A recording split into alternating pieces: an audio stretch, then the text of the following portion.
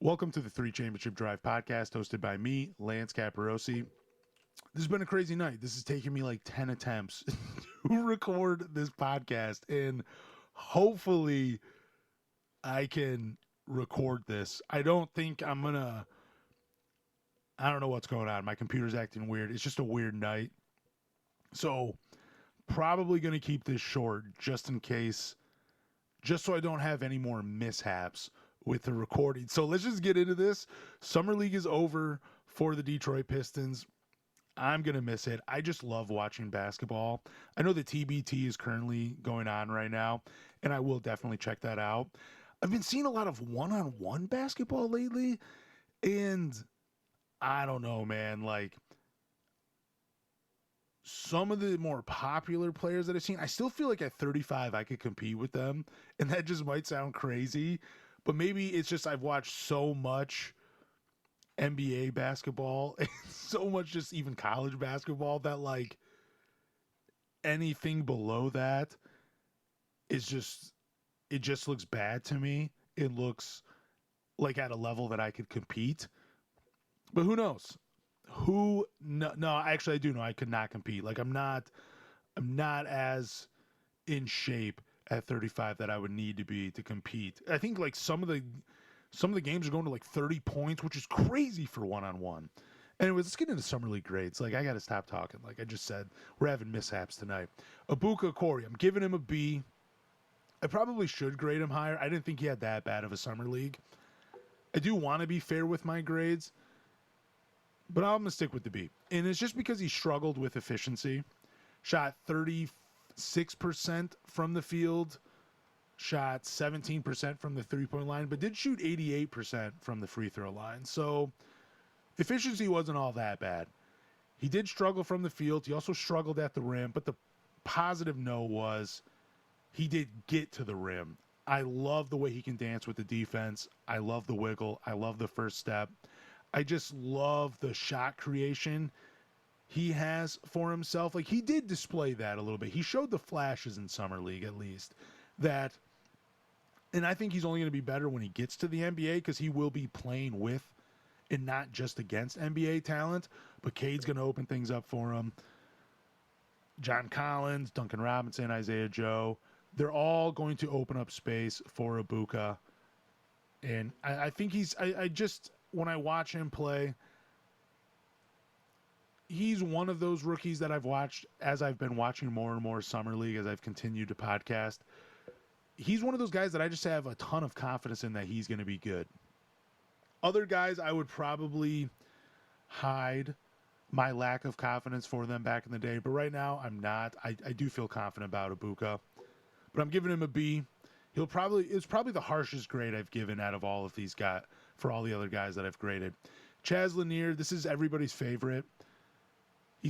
I've even seen that a lot of fans think he's going to be a breakout star. I'm not disagreeing. I just think it's a steep hill for him to climb. I mean, you have Cade, Dennis, Duncan, Isaiah, Ibuka. You can even throw Kevin Huerter in there, who are all Javonte Green, Ron Holland, Asar Thompson. I mean, they all don't play the 2 guard or the 1, but you get what I'm saying. There's a lot of guys in front of him, and he would have to blow JB Bickerstaff out of the water during training camp, I think, for him to really pass any of those guys I mentioned. But I'm giving him an A for Summer League because he just absolutely shot lights out during Summer League, and it is fun to see these numbers.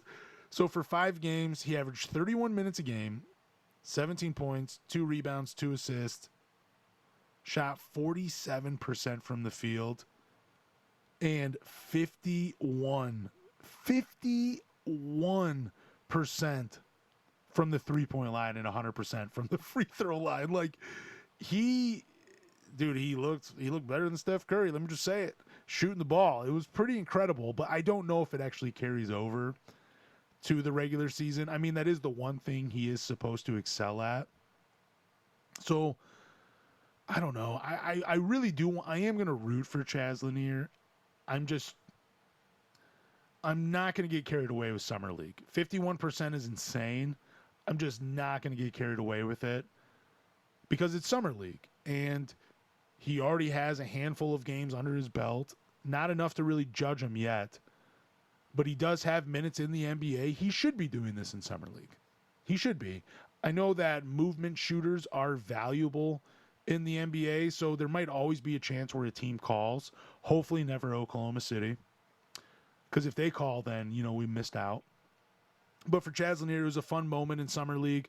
I'm glad he got to show out. Hopefully it carries over and he's able to do something at the NBA level.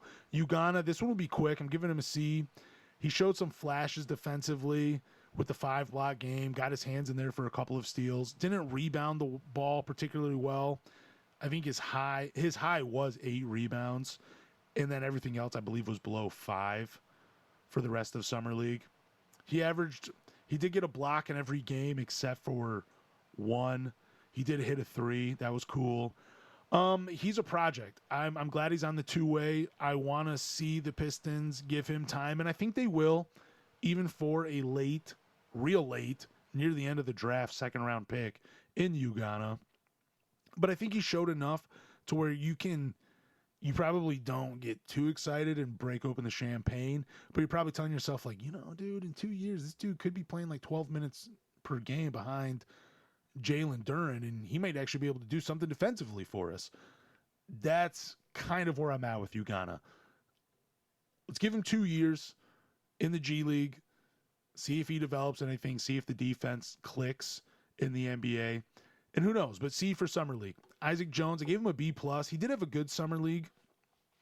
He didn't really do anything spectacular during Summer League. He just kind of filled up the stat sheet.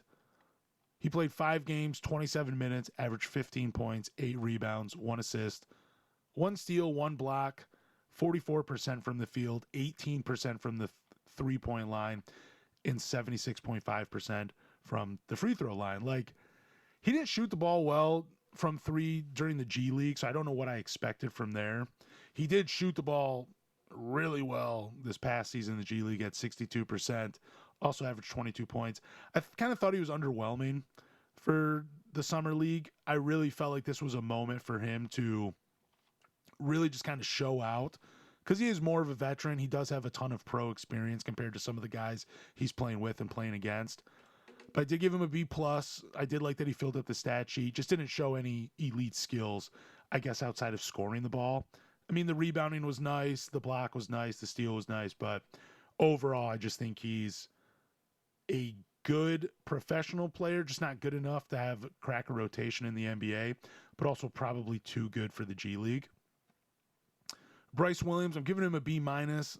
Again, solid Summer League, showed an ability to stretch the floor. I really don't think we'll see him at all for the Detroit Pistons. I definitely think he's going to hold it down for the Crews. Has good size, can play either guard or forward position in the NBA. I just don't think he's going to be given a shot unless the Pistons have like a ton of injuries and it's just a dumpster fire of a season. I just don't expect much from Bryce Williams, but it was fun to see him during Summer League. Those are the 5 guys I gave grades to. Those are kind of the guys that I was really paying attention to towards the most, I guess. Roddy Gale, he shot lights out too for Summer League. I don't think he missed a shot for like his first 2 or 3 games, which was insane. He just seems like a solid pro.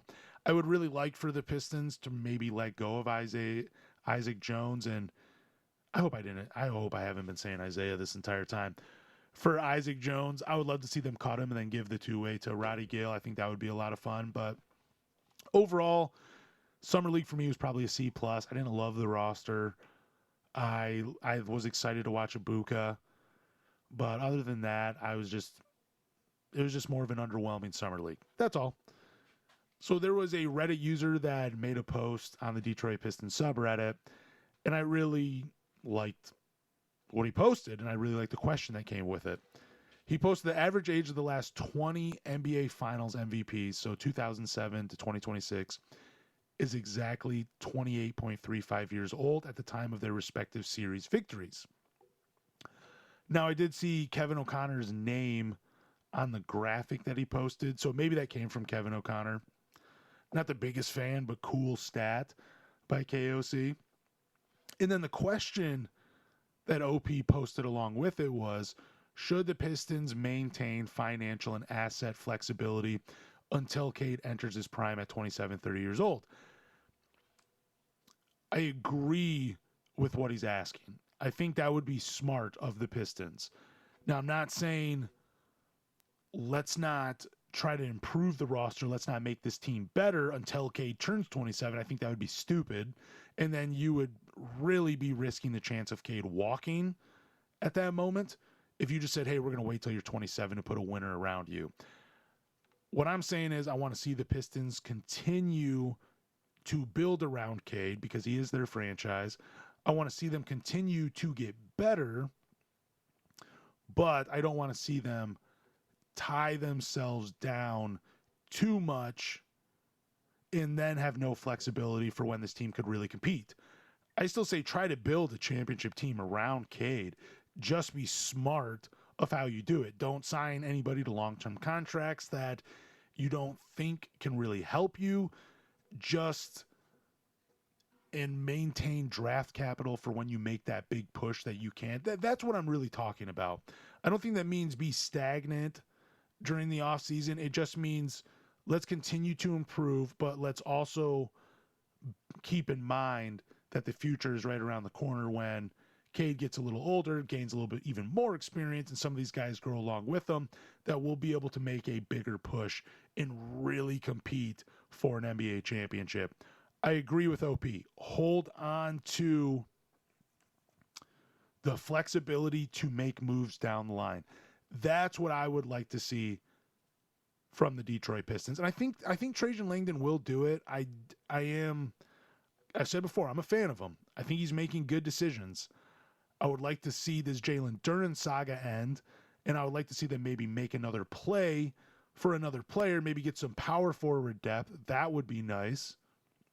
But other than that, I'm overall a big fan of what Trajan Langdon has done. I think he's built a good team, but I also think he's maintained good flexibility for the future. So this comes from Mark Stein. The Pistons are evaluating a pursuit of DeMar DeRozan in free agency. Detroit sits on $46 million under the tax line and wants more offense around Cade Cunningham. DeRozan's market should take off once LeBron decides. That's a good point, too. Yeah, I'm sure some teams are looking at DeMar DeRozan and being like, he could help us out, but if we still have a chance to bring in LeBron, let's do that instead. But I am in favor of the Pistons bringing in DeMar DeRozan.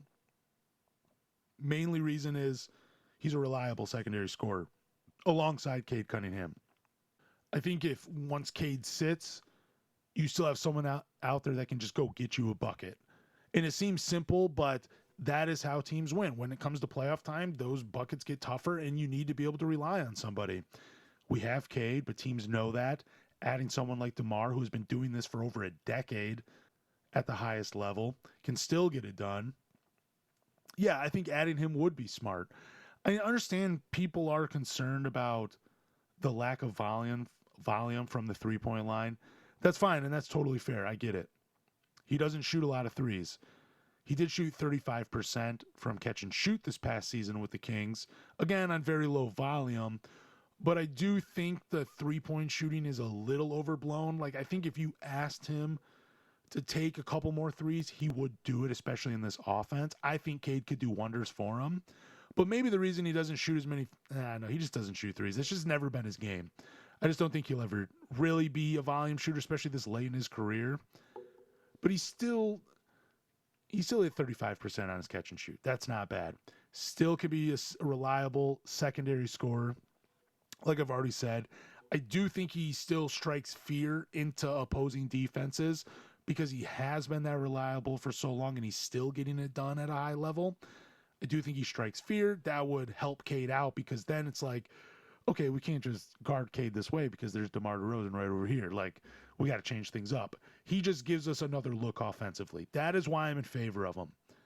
Now, I understand he's 36. He will be 37. He does not shoot a lot of threes. He does tend to hold the ball a ton.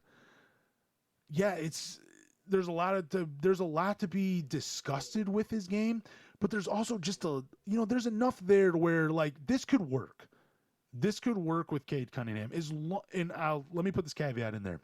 As long as he is willing to come off the bench and play that type of role for the Pistons, then I think it can work.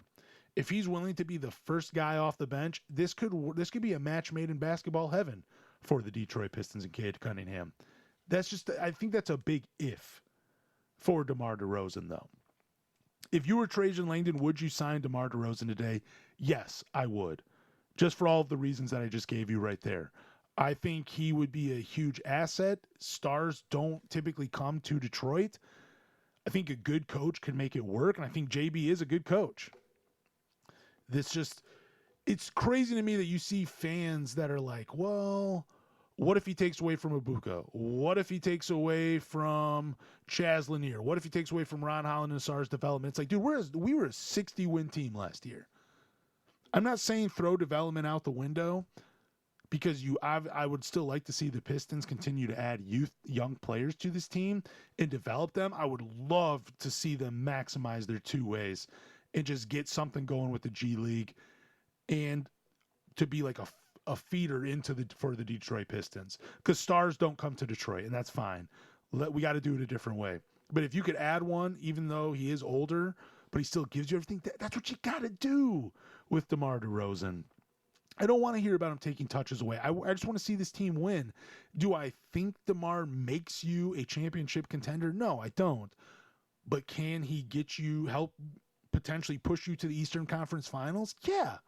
And that's great. That's what I want. I want to see this team win. I just don't know if we're ready, but I want to see them continue to take strides, and that's what DeMar DeRozan does for you. He allows you to take strides and go deeper into the playoffs.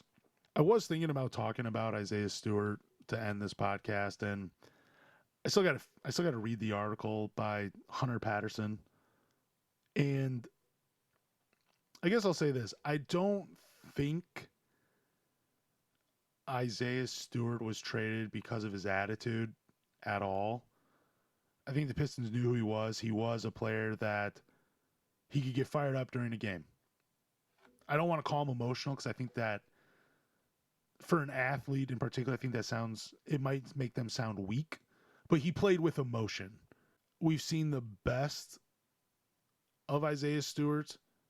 I've been saying this pretty much since the 14-win team, maybe even a little bit before that I've always thought that Isaiah Stewart is more valuable in 20 to 22 minutes per game than 30. I just think that's why I'm saying I think we've seen the best of him. I think what you see now, that is it. I think Paul Reed showed flashes and a little bit more potential to be an asset for the Detroit Pistons, and that also played a part. But really what I'm getting at is I don't think his attitude played a part in him being traded. I just think availability and what he brought to the Pistons, you can find that, but you can find it in a player that's going to be available and not going to miss time. I do wish the best for Isaiah Stewart, and I hope he gets to play meaningful basketball in Memphis. That would be great. I hope he doesn't become a journeyman. I hope he doesn't sit in free agency long. I hope that he has a long career, at least 10 years in the NBA. That's what I'm hoping for Isaiah Stewart. It sucks we don't get to see it all unfold with the Detroit Pistons, but I'm still rooting for him. I still am a fan. I just think in order to improve, you sometimes have to cut a lovable player, a guy that's beloved by the fans, a guy that we will always remember for his emotion, his attitude, his energy that he brought to the team. He was a fun player, and he fit what a bad boy meant to be. Like, that guy, he could have played for the Bad Boys and the 04 Going to Work squad and won a championship with either of those teams. I believe he had the skills to do that and the attitude to do that. But right now, you got a better player in Paul Reed, biting at the bits to get on the floor, and that's what we need right now. Paul Reed makes us a better basketball team more than Isaiah Stewart does. I truly believe that, just because he brings more offensively, and he can't get it done defensively at the level Isaiah Stewart can, but he can still get it done on that end. And that's all we need.